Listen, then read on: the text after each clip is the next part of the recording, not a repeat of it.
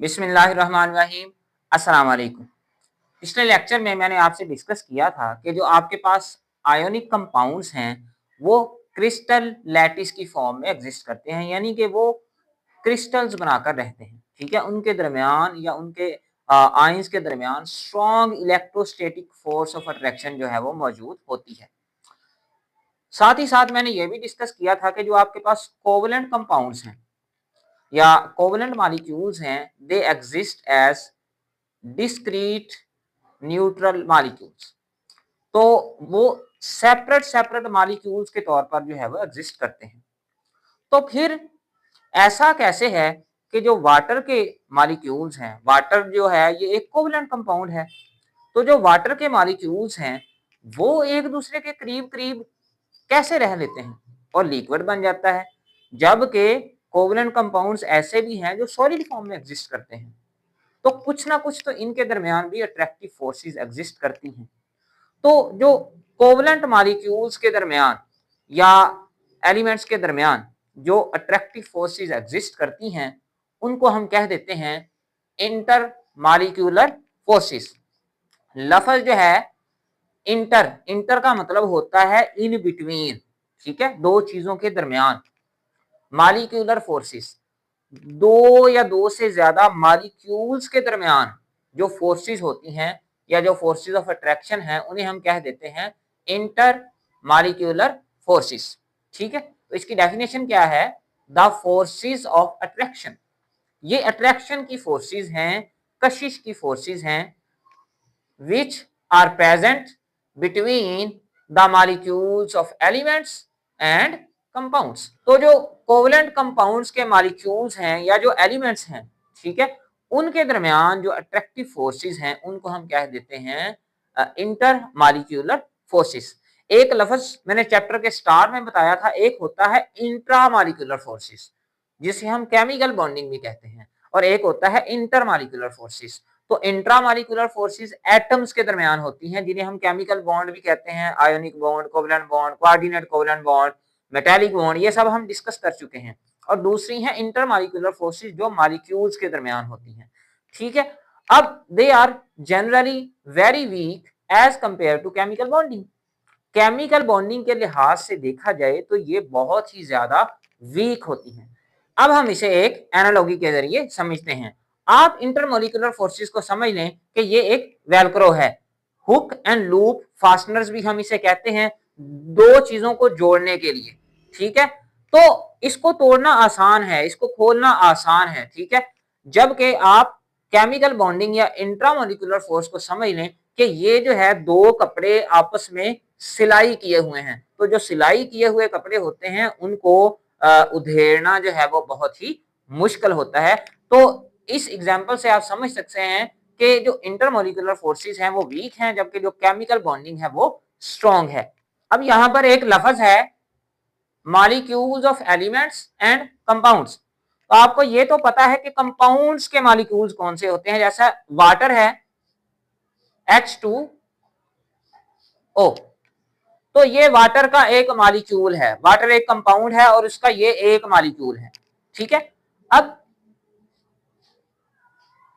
ये है hydrogen H2, hydrogen gas, ये है क्लोरीन गैस, ये है आपके पास नाइट्रोजन गैस। तो ये सारे जो हैं ये कंपाउंड्स नहीं हैं।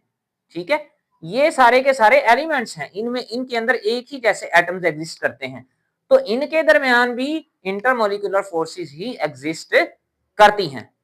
ठीक है, अब इंटरमोलिकुलर फोर्सेस कोई एक टाइप की नहीं है। इंटरमोलिकुलर फोर्सेस बहुत ही वीक भी हो सकती हैं जैसा कि गैसेस के दरमियान होती हैं, और इंटरमोलिकुलर फोर्सेस स्ट्रॉन्ग भी हो सकती हैं जैसा कि लिक्विड्स और सॉलिड्स के दरमियान होती हैं। ठीक है, और इंटरमोलिकुलर फोर्सेस जो हैं वो फिजिकल प्रॉपर्टीज पर बहुत ही ज्यादा असरअंदाज होती हैं।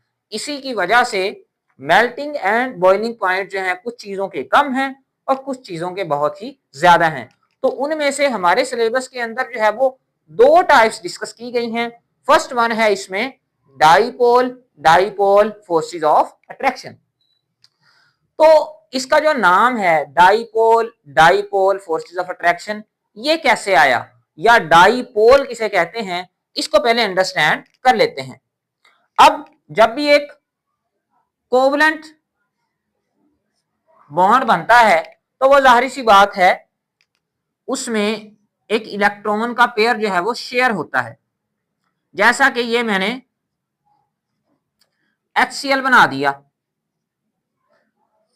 अब इसमें ये है शेयर्ड पेयर ऑफ इलेक्ट्रॉन, ठीक है।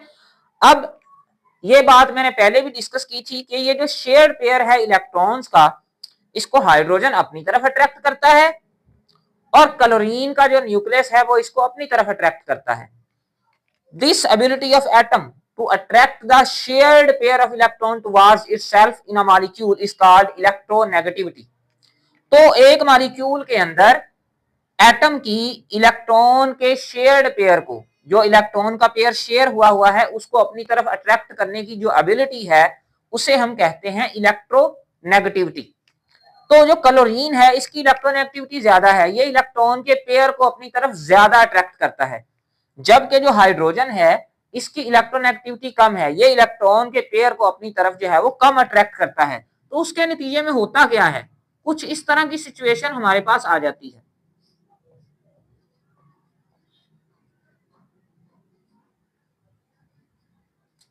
अब यहां पे देखें कि जो इलेक्ट्रॉन का पेयर है वो क्लोरीन के ज्यादा करीब है और हाइड्रोजन से दूर है।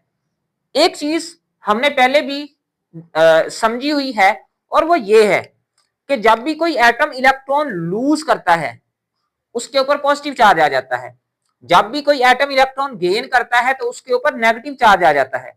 अब यहां पर इलेक्ट्रॉन लूज या गेन नहीं हो रहे, इस हाइड्रोजन से इलेक्ट्रॉन का पेयर थोड़ा सा दूर चला गया है क्योंकि इसकी इलेक्ट्रोनेगेटिविटी कम है, इलेक्ट्रॉन के पेयर को अट्रैक्ट करने की एबिलिटी कम है, तो इसी वजह से इसके ऊपर पार्शियल पॉजिटिव चार्ज क्रिएट हो जाएगा। पार्शियल का मतलब है इनकम्प्लीट।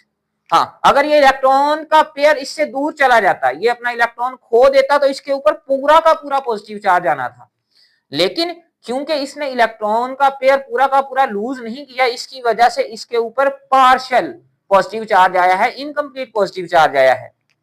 अब क्लोरीन के करीब हुआ है ये इलेक्ट्रॉन का pair, shared pair of electron, क्योंकि इसकी इलेक्ट्रोनेगेटिविटी ज्यादा है तो इसी वजह से इसके ऊपर पार्शियल नेगेटिव चार्ज आ जाएगा, ठीक है। तो अब जरा ऑब्जर्व करें, ये समझ लें कि पॉजिटिव पोल बन गया है और ये समझ लें कि आपके पास नेगेटिव पोल बन गया है, तो ये आपके पास डाईपोल क्रिएट हो गया है।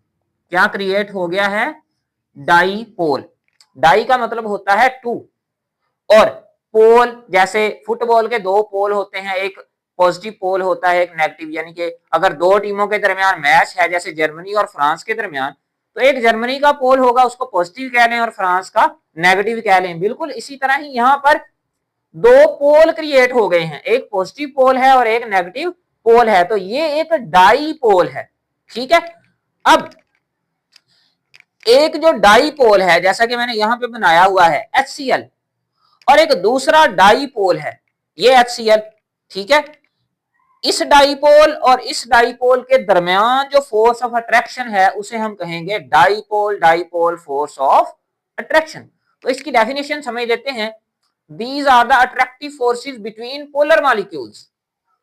ये ऐसी अट्रैक्टिव फोर्सेस हैं जो पोलर मॉलिक्यूल्स के दरमियान ही एग्जिस्ट करती हैं। जैसा कि आपके पास HCl है, ये नॉन पोलर मॉलिक्यूल्स हैं, इनके दरमियान डाईपोल डाईपोल फोर्सेस एग्जिस्ट नहीं करती, इनके दरमियान कोई और फोर्सेस ऑफ अट्रैक्शन जो है वो एग्जिस्ट करती हैं। तो these are the attractive forces present between polar molecules. ये पोलर मॉलिक्यूल्स के दरमियान हैं जिनके ऊपर पोल्स बने हुए हैं, ठीक है, पॉजिटिव पोल और negative pole, where partially positive end of one molecule is attracted to the partially negative end of another। तो इसमें क्या होता है कि जो पार्शियल नेगेटिव एंड होता है एक मॉलिक्यूल का, उसको पार्शियल पॉजिटिव एंड दूसरे मॉलिक्यूल का अपनी तरफ क्या करता है? अट्रैक्ट। तो इस किस्म की जो फोर्सेस हैं उन्हें हम कह देते हैं डाईपोल डाईपोल फोर्सेस। और जिन मॉलिक्यूल्स के अंदर इस किस्म की अट्रैक्टिव फोर्सेस होती हैं, इंटरमॉलिक्यूलर अट्रैक्टिव फोर्सेस होती हैं, उनके मेल्टिंग एंड बॉइलिंग पॉइंट्स जो हैं वो रिलेटिवली हाई होते हैं, ठीक है। तो इनको हम इंटरमोलिकुलर फोर्सेस भी कह सकते हैं, या इनको हम इंटरमोलिकुलर फोर्सेस की एक टाइप है जिसे हम कह रहे हैं डाइपोल डाइपोल फोर्सेस। तो आज के लेक्चर में हमने ये सीखा कि डाइपोल क्या होता है, ठीक है, इंटरमोलिकुलर फोर्सेस क्या होती हैं, डाइपोल डाइपोल अट्रैक्टिव फोर्सेस क्या होती हैं, डाइपोल को डाइपोल क्यों कहते हैं, ये कैसे क्रिएट होता है, ठीक है। So that was all about today's lecture. अगर आपको वीडियो लेक्चर पसंद आया तो चैनल को सब्सक्राइब और वीडियो को लाइक जरूर कीजिएगा। For today, thank you very much.